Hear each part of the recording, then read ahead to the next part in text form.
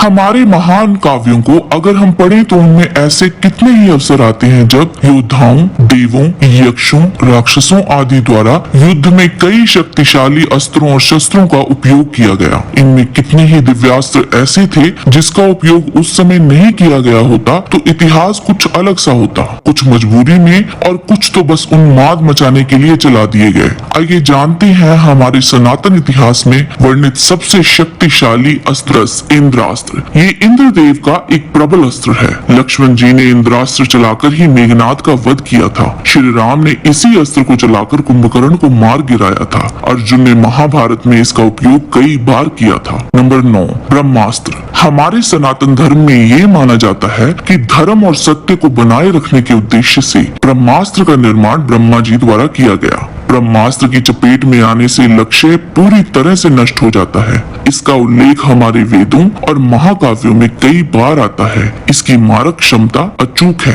Number 8, Vasavi शक्ति। इंद्रदेव की ये अमोघ शक्ति उन्होंने कर्ण के कवच और कुंडल के बदले दी थी, पर कर्ण इसका उपयोग सिर्फ एक ही बार कर सकता था।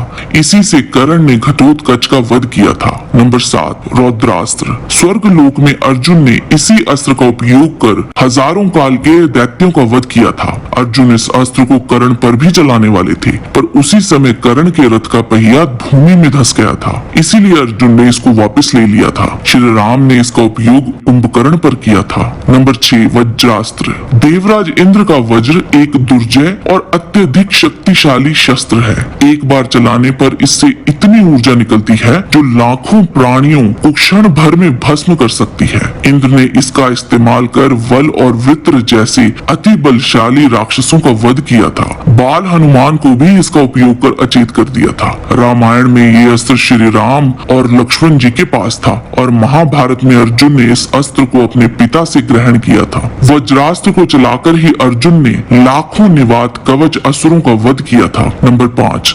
वैष्णवास्त्र। यह अस्त्र अपने लक्ष्य को पूरी तरह से नष्ट करने में सक्षम है, चाहे वे लक्ष्य किसी भी प्रवृत्ति का हो। इस अस्त्र को स्वयं भगवान विष्णु जी से ही ग्रहण किया जा सकता है। श्री राम को इस अस्त्र का ज्ञान था और महाभारत में भगदत्त ने इसका उपयोग अर्जुन पर किया था, जिसको श्री कृष्ण ने अपने ऊपर ले लिया था और वह एक माला में बदल गया, क्योंकि श्री कृष्ण भगवान विष्णु जी के ही पूर्ण अवतार थे। नंबर 4, ब्रह्मशीर। यह ब्रह्मा जी का सबसे शक्तिशाली अस्त्र है। इसे ब्रह्मास्त्र से भी 4 गुना अधिक शक्तिशाली माना जाता है। रामायण काल में इसका ज्ञान श्री राम और लक्ष्मण जी दोनों को था, पर इसका उपयोग उन्होंने नहीं किया। महाभारत में इसका ज्ञान गुरु द्रोण, अर्जुन और अश्वत्थामा को था। कुरुक्षेत्र युद्ध के अंत में अश्वत्थामा ने अर्जुन पर ब्रह्मशीर चला दिया था, जिसके जवाब में अर्जुन को भी अपना अस्त्र छोड़ना पड़ा था। पर बीच बचाव के कारण अर्जुन ने तो अपना अस्त्र वापस ले लिया, पर अश्वत्थामा ऐसा करने में असक्षम थे और उसे उत्तरा के गर्व की ओर मोड़ दिया। नंबर 3, नारायणास्त्र। यह भगवान विष्णु का एक शक्तिशाली दिव्यास्त्र है, जिसका प्रतिकार करना असंभव है। इसका प्रतिरोध करने से इसकी शक्ति बढ़ती जाती है और इसका केवल एक ही प्रतिकार है, और वह ये कि शत्रु अस्त्र छोड़कर नम्रता पूर्वक अपने आप को अर्पित करते।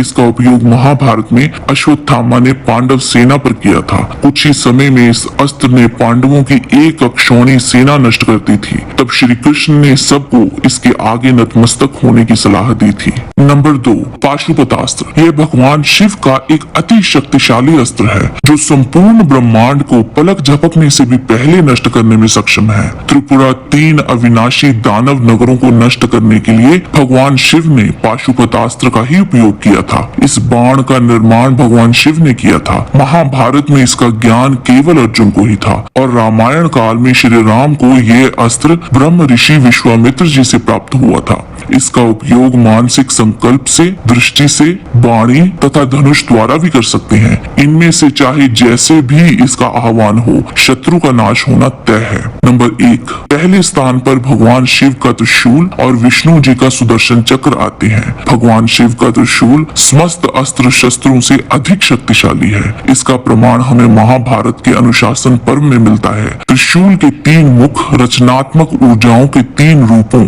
ईड़ा, पिंगला और सूक्ष्मना का प्रतिनिधित्व करते हैं। शंकर जी द्वारा छोड़े जाने पर वह इस पृथ्वी को विदीर्ण कर सकता है, महासागरों को सुखा सकता है अथवा समस्त संसार का संहार कर सकता है। धूम रहित आग की ज्वालाओं सहित वह काला त्रिशूल प्रलय काल के सूर्य के समान उदित हुआ था और हाथ में सर्प लिए अवर्णीय शक्तिशाली पाशधारी यमराज के समान जान पड़ता है। और वही सुदर्शन चक्र अजेयता, गति और मन को इंगित करता है। सुदर्शन चक्र अच्छाई की बहाली को भी दर्शाता है। भगवान विष्णु का ये चक्र शिव जी के त्रिशूल की ही तरह अति शक्तिशाली है। एक बार इस चक्र को छोड़े जाने पर इसको काट पाना असंभव है। विष्णु जी के अवतार श्री राम और श्री कृष्ण जी ने इसको धारण किया था, लेकिन इसका उपयोग इन दोनों में सिर्फ श्री कृष्ण ने ही किया था। श्री कृष्ण ने सुदर्शन चक्र से ही शिशुपाल का वध किया था। महाभारत के अनुसार भगवान शिव ने ही यह चक्र विष्णु जी को प्रदान किया था। हम इस सूची को 10 तक ही सीमित रखना चाहते थे, इसीलिए